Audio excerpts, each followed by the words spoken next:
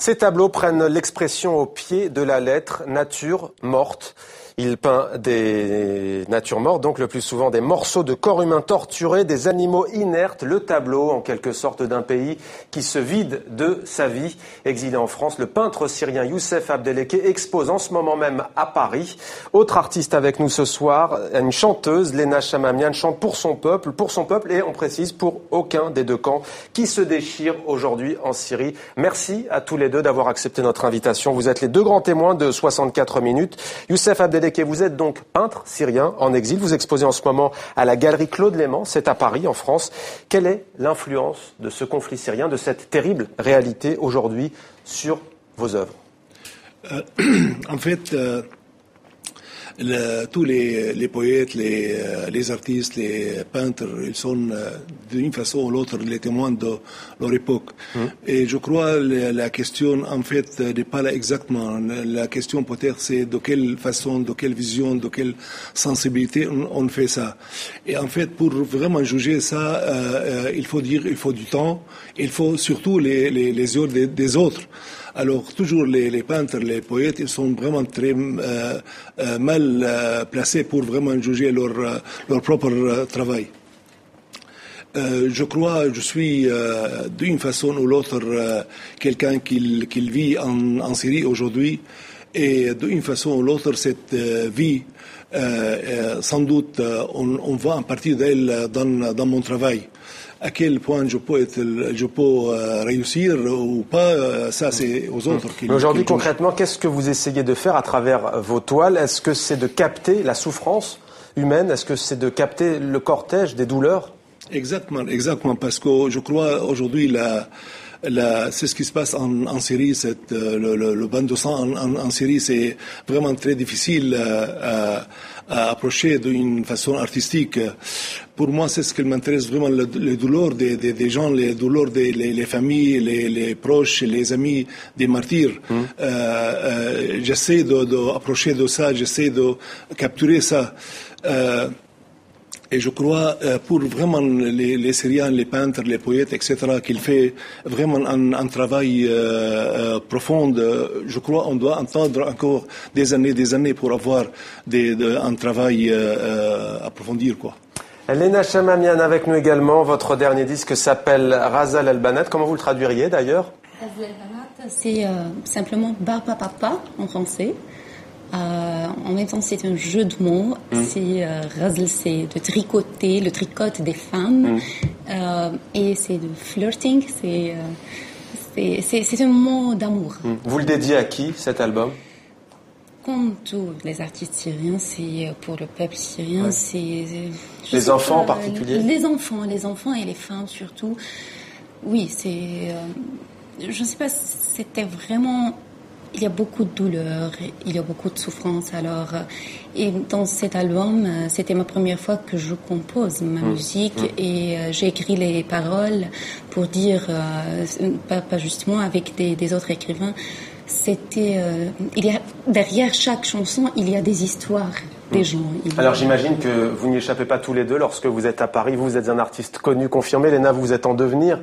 On vous pose souvent la question politique tout de suite. Pour qui êtes-vous? Vous avez vécu concrètement cette histoire de demander à chaque fois pour qui êtes-vous.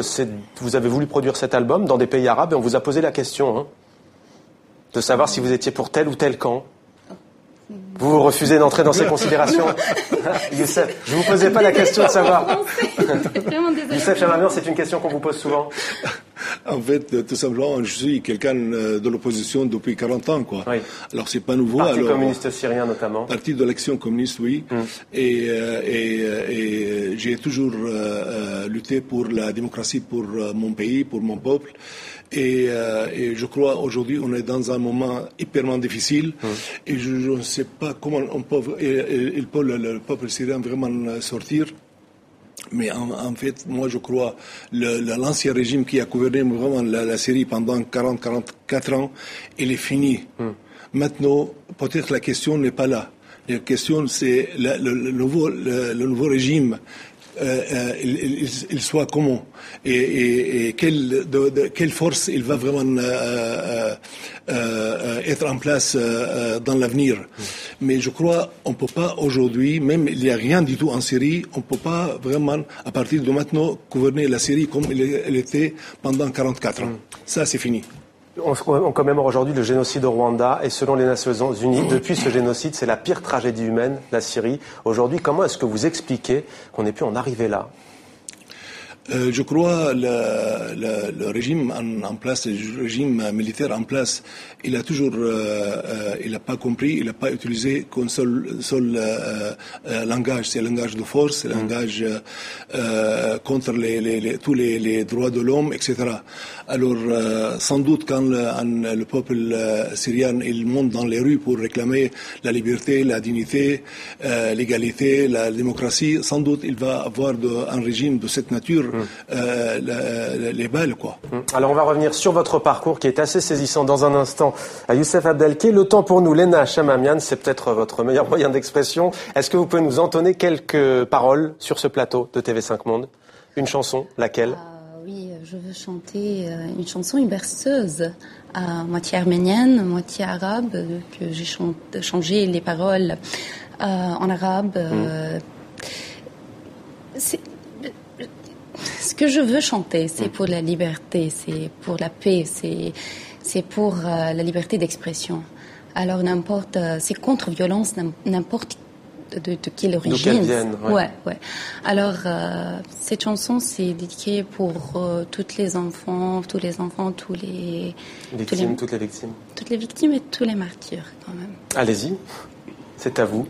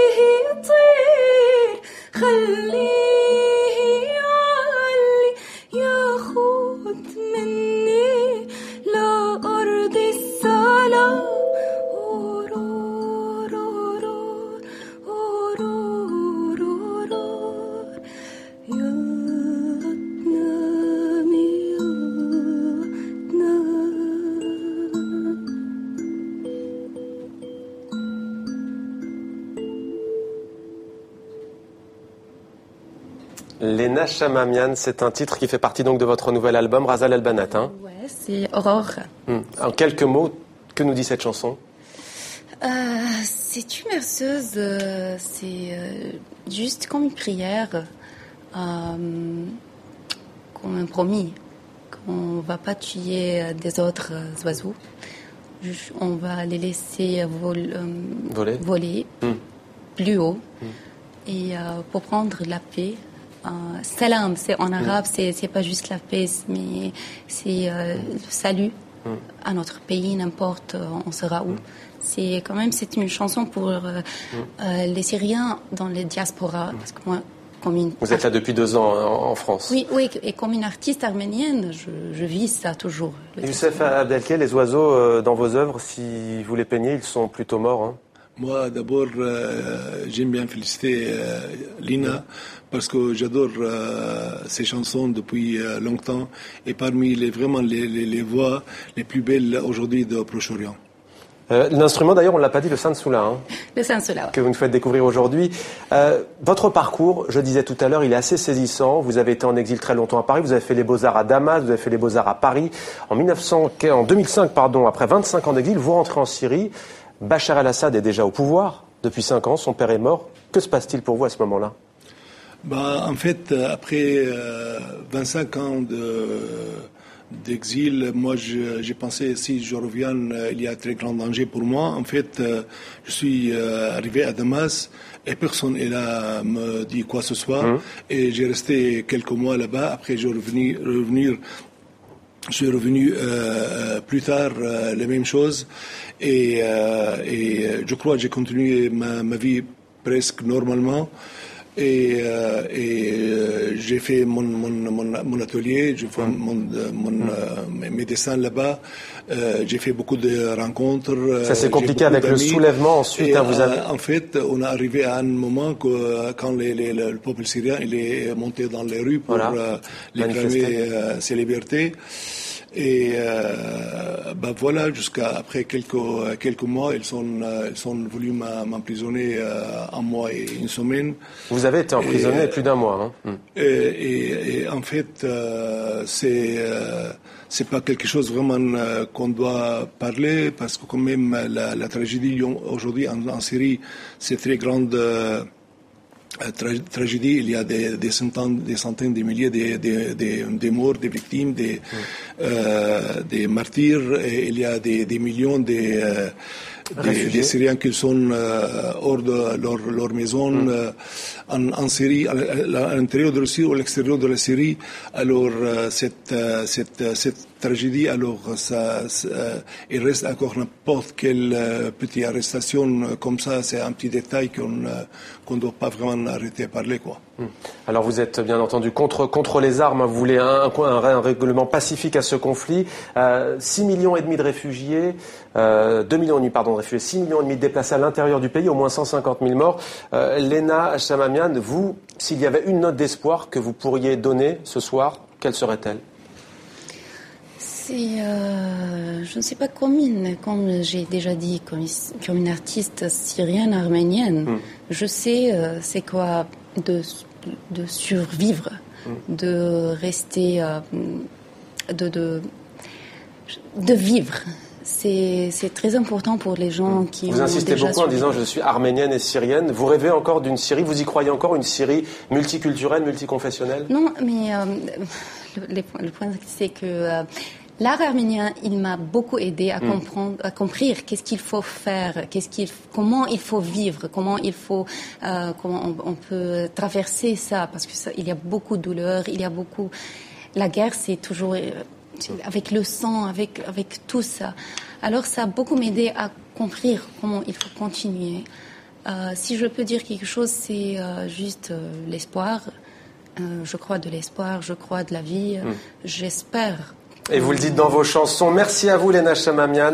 Je rappelle le titre de votre album. Le voici, Razal El Banat, que vous traduisez, vous nous l'avez dit, par Barba Papa, avec bien entendu un jeu de mots. Merci à vous également, Youssef Abdelke, que je ne me trompe pas et que je n'écorche pas votre nom. Youssef Abdelke, grand peintre syrien. Je rappelle qu'on peut voir vos œuvres à la galerie Claude Lemans, c'est à Paris. Merci à vous d'avoir été avec nous ce soir sur TV5 Monde. Merci à tous les deux.